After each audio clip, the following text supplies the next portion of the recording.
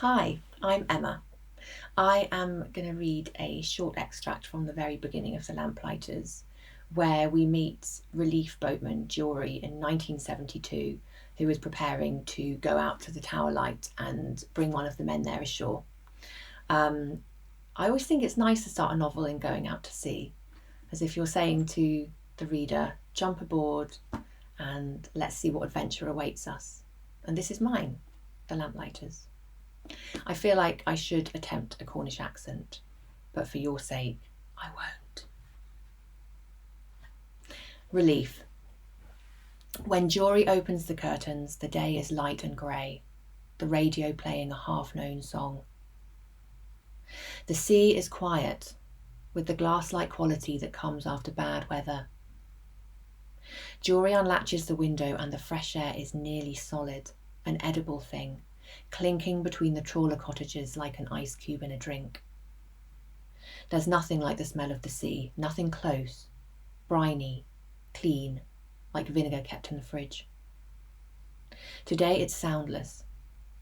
Jory knows loud seas and silent seas, heaving seas and mirror seas, seas where your boat feels like the last blink of humankind on a roll so determined and angry that you believe in what you don't believe in, such as the sea being that halfway thing between heaven and hell, or whatever lies up there and whatever lurks down deep.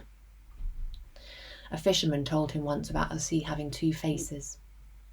You have to take the both, he said, the good and the bad, and never turn your back on either one of them.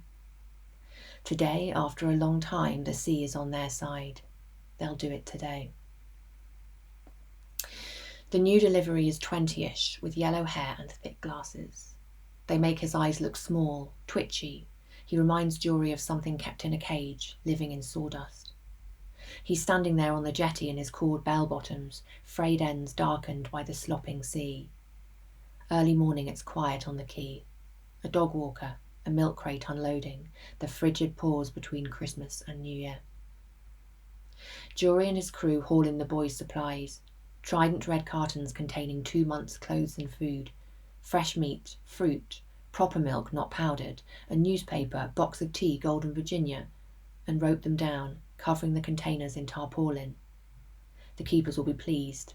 They'll have been on tinned stew the past 4 weeks, and whatever was on the Mail's front page the day the last relief went out. The boy climbs in, his plimsolls wet, groping the sides like a blind man.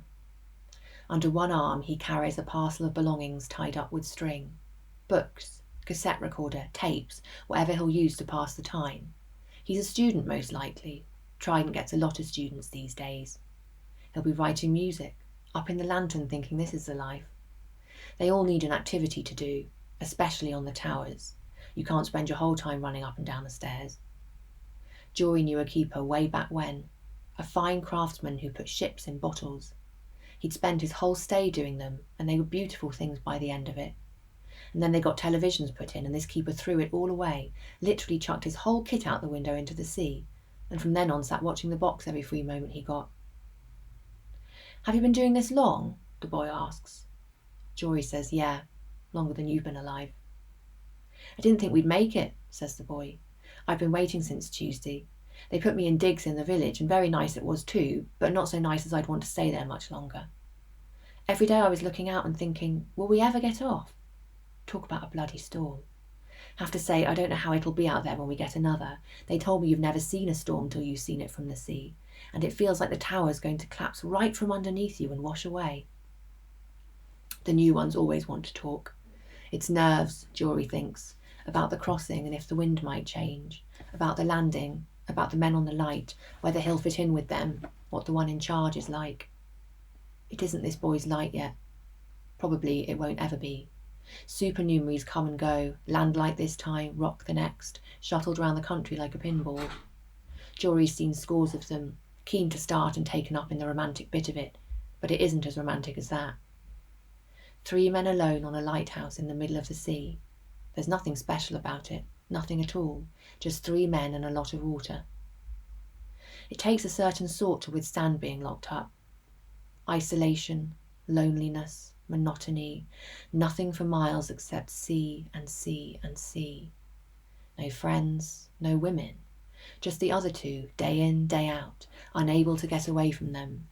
It could drive you stark mad.